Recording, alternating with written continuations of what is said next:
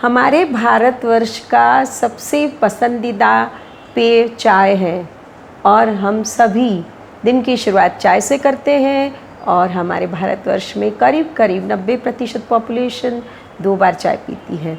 इसलिए जब गर्भावस्था के दौरान महिला का ये सवाल होता है कि क्या चाय पीना हमारे लिए कुछ नुकसान कर सकता है या हमारे बच्चे के लिए कुछ हानिकारक हो सकता है, तो आज हम इसके बारे में चर्चा करेंगे। मैं हूँ doctor Malti Bhojwani, obstetrician and gynaecologist, director Malti hospital and test tube baby centre, practising since last 40 years.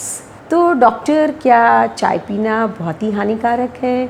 हमें गर्भावस्था के दौरान कितनी चाय पीनी चाहिए और ज़्यादा पीने से क्या नुकसान हो सकते हैं?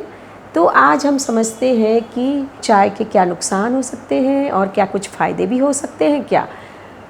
चाय में जो सबसे इम्पॉर्टेंट तत्व होता है वो कैफ़ीन होता है। चाय या कॉफ़ी दोनों में जो कैफ़ीन होता है वो हमें अलर्टनेस देता है, हमें स्फूर्ति देता है। हम क्यों चाय पीना चाहते हैं? क्योंकि कभी कभी थकान के बाद हम चाहते हैं कि हमारा ब्रेन एक्टिव रहे, अलर्ट रहे और हमारे में एनर्जी रहे। इसी कारण हमें चाय और कॉफ़ी का सेवन करना पड़ता है। और अक्सर जो महिलाएं रात को काम करती है, लंबी ड्यूटीज़ करती है, तो उनको कई बार चाय और कॉफ़ी का सेवन करना पड़ता है। गर्भावस्था के दौरान शोध पत्रों से ये पाया गया है कि ज़्यादा से ज़्यादा आप 200 मिलीग्राम कैफ़ीन का प्रयोग कर सकते हैं। चाय में कैफ़ीन नाम का तत्व होता है और साथ में कुछ एंटीऑक्सीडेंट्स होते हैं। तो भी हम यदि 200 मिलीग्राम कैफ़ीन की बात करते हैं तो हम समझते हैं कि ये कितना होता है। यदि हम 1 कप चाय पीते हैं तो करीब करीब उसमें 70 मिलीग्राम कैफ़ीन होता है और यदि हम 1 कप फ़िल्टर कॉफ़ी पीते हैं तो उसमें 140 मिलीग्राम कैफ़ीन होता है और हम यदि इंस्टेंट कॉफ़ी पीते हैं तो उसमें करीब करीब 80 मिलीग्राम कैफ़ीन होता है।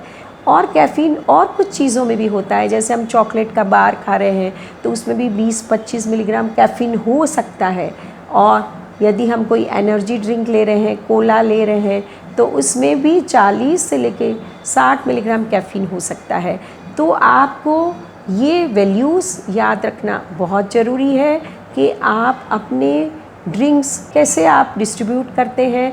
जैसे कि डॉक्टर्स ये सलाह देते हैं कि आप ज़्यादा से ज़्यादा 2 कप चाय का सेवन कर सकते हैं। ज़्यादा से ज़्यादा आप छोटे छोटे कप्स 3 कप ले सकते हैं और कॉफ़ी ज़्यादा से ज़्यादा आप 2 कप कॉफ़ी पी सकते हैं। आपको लगे कि आपको फ्रीक्वेंसी बढ़ाना है तो आपको सर्विंग कम करनी चाहिए। अब हम ये समझने की कोशिश करते हैं कि कैफ़ीन क्यों हमारे लिए हानिकारक हो सकता है। जो नॉर्मल इंसान होता है वो जब कैफ़ीन लेते हैं तो थोड़े टाइम में हमारा बॉडी कैफ़ीन को मेटाबोलाइज़ कर देता है और वो 5-6 घंटों में कैफ़ीन पूरी हमारी बॉडी से फ्लश आउट हो जाता है।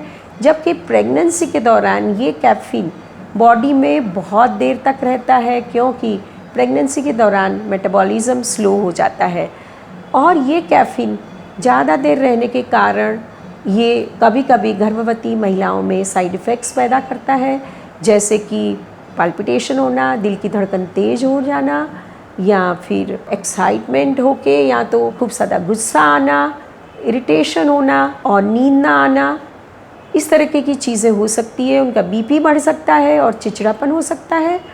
और ये कैफ़ीन जो चाय की मात्रा में हम लेते हैं, चाय में लेते हैं, वो बच्चे के पास प्लेसेंटा के थ्रू पहुंच जाता है और गर्भस्थ शिशु के सर्कुलेशन में चला जाता है और गर्भस्थ शिशु कैफ़ीन को हैंडल करने में सक्षम नहीं रहता है। उसकी बॉडी कैफ़ीन को मेटाबोलाइज़ नहीं कर सकती। इसके कारण ये पाया गया है कि अधिक मात्रा में कैफ़ीन लेने से महिलाओं में गर्भपात की आशंका बढ़ जाती है, उनको कभी कभी प्रीमैच्योर डिलीवरी हो सकती है और ग्रोथ रिस्ट्रिक्शन हो सकता है। होने वाले बच्चे का वज़न कम हो सकता है और कभी कभी स्टिल बर्थ्स हो सकते हैं और बीपी बढ़ने के कारण भी बच्चे में कभी कभी जटिलताएं हो सकती है। तो इसीलिए साइंटिस्टों ने ये पाया है कि कैफ़ीन का कम से कम सेवन करना बहुत ही ज़रूरी है। आप जब भी चाय और कॉफ़ी का सेवन करते हैं तो आप खाने के साथ बिल्कुल ना करें, आप एम्प्टी स्टमक ना लें और आप रात के समय पे कॉफ़ी बिल्कुल ना लें और आप कॉफ़ी को बहुत ज़्यादा स्ट्रॉन्ग या ज़्यादा चाय पत्ती वाली चाय मत लें, ज़्यादा स्ट्रॉन्ग कॉफ़ी ना लें, ब्लैक कॉफ़ी ना लें। और जब भी आप कॉफ़ी और चाय का सेवन करते हैं तो आप उसकी मात्रा को हमेशा ध्यान रखें, और इसी तरह से आप चाय कॉफ़ी को भी एंजॉय कर सकते हैं। आप इस बात से बिल्कुल ना डरें कि आप चाय बिल्कुल नहीं ले सकते।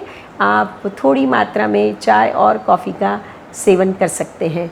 मैं समझती हूँ चाय और कॉफ़ी के सेवन के बारे में यदि आपके मन में कुछ डाउट्स हैं तो आप मेरे कमेंट बॉक्स में डालें, और आपका ये वीडियो के कंटेंट्स उपयुक्त लगे तो आप इसको ज़्यादा से ज़्यादा शेयर करें और मेरे YouTube चैनल को सब्सक्राइब करें। नमस्कार, धन्यवाद।